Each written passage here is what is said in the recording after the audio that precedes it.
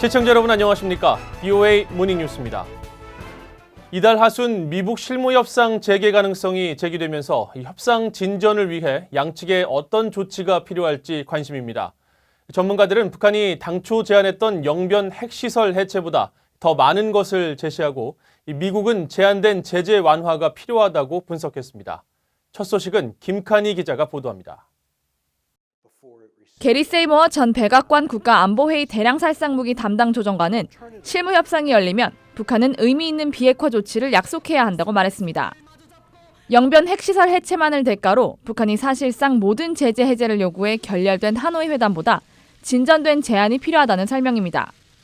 For example, a freeze on production of fissile material in the country and commitment to dismantle those nuclear facilities. Not just at Yongbyon, but also outside of Yongbyon. 이어 북한의 그런 조치들이 검증된다면 미국은 2016년 이후 이뤄진 유엔 안보리 대북 결의, 즉 대북 제재들을 완화할 수 있을 것이라고 말했습니다. 크리스토퍼 힐 전 국무부 동아시아 태평양 담당 차관보는 북한의 핵 확산 금지 조약 NPT 복귀를 지적했습니다. 그러면서 북한이 핵 활동을 재개하면 제재를 재개할 수 있는 이른바 스냅백 조항도 필요하다고 말했습니다. 데이비드 맥스웰 민주주의 수호재단 선임연구원은 실무 협상에서 북한은 비핵화 정의와 비핵화에 초점을 맞춘 합의를 논의해야 한다고 말했습니다. 트럼프 행정부가 협상의 유연성을 강조하고 있어 주목된다며 북한이 모든 핵시설을 신고하면 일부 제재 완화 가능성이 있다고 전망했습니다.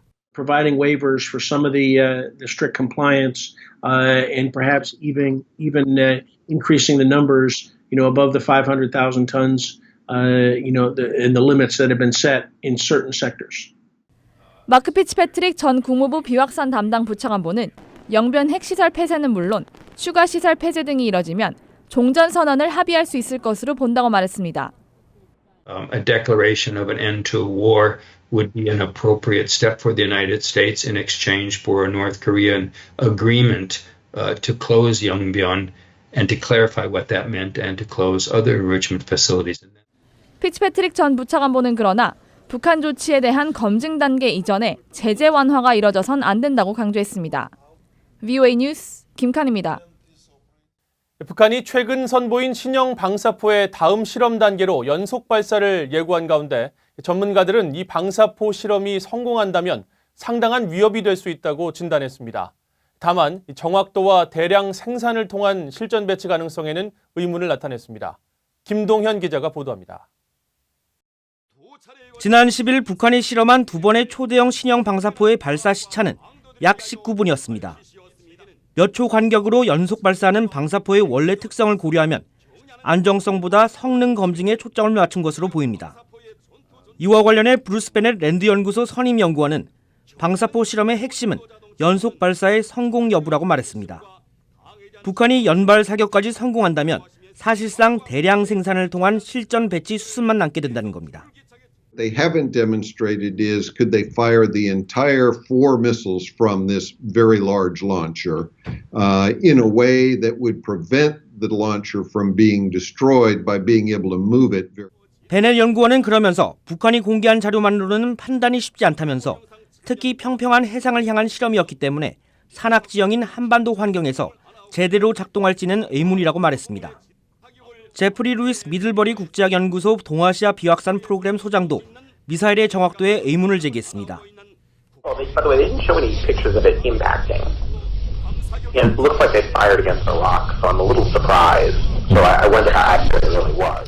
이언 윌리엄스 전략국제문제연구소 미사일 방어 프로젝트 부국장은 북한의 최신 미사일이 향후 미국의 미사일 방어 체계에 큰 위협이 될 수 있다고 우려했습니다. Movement from liquid fuel to solid fuel. That alone is a big deal, especially when you're looking at the kinds of strategies that were alternative to missile defense.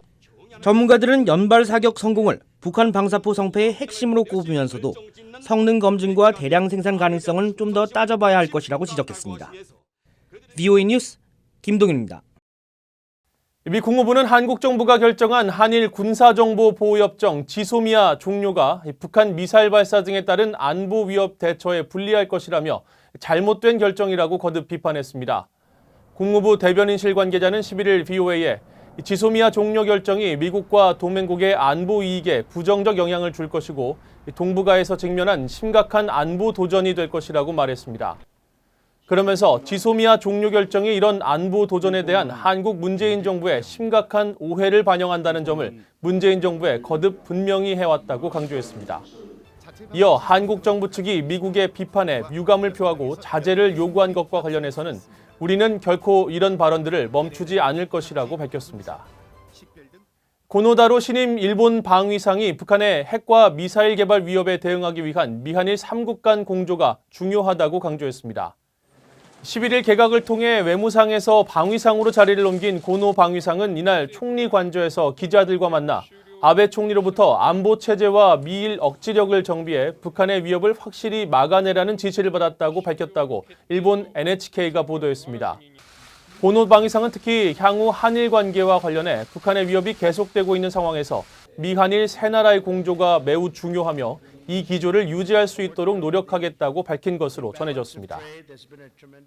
미 상원 의원들은 미국이 북한과의 협상 교착 상태를 타개하기 위해 취할 수 있는 방안은 제한적이라고 말했습니다.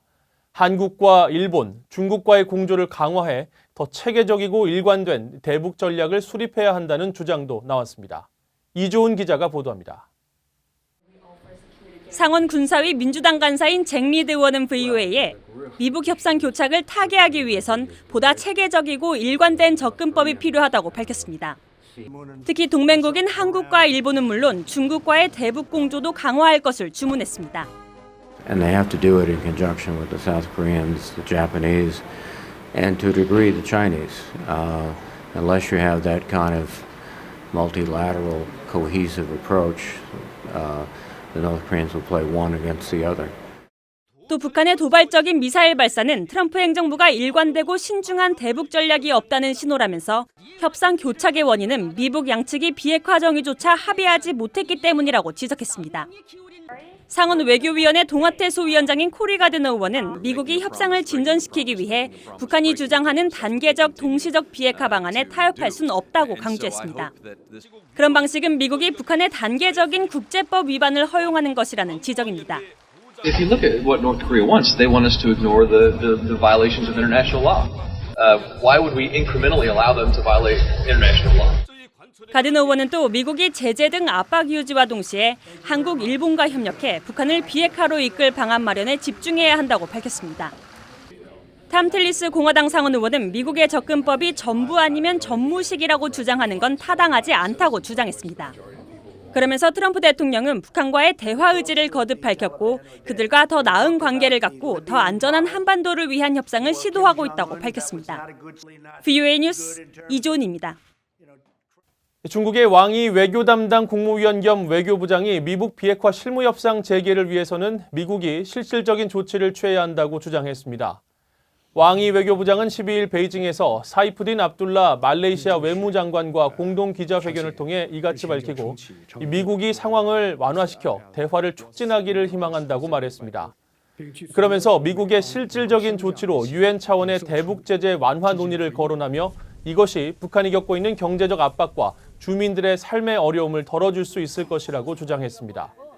왕이 부장은 또 최선희 북한 외무성 제1부상이 최근 미국과의 협상 재개 의사를 밝힌 것을 환영하며 미북 실무협상 재개 일정이 잡힌다면 반길 것이라고 덧붙였습니다.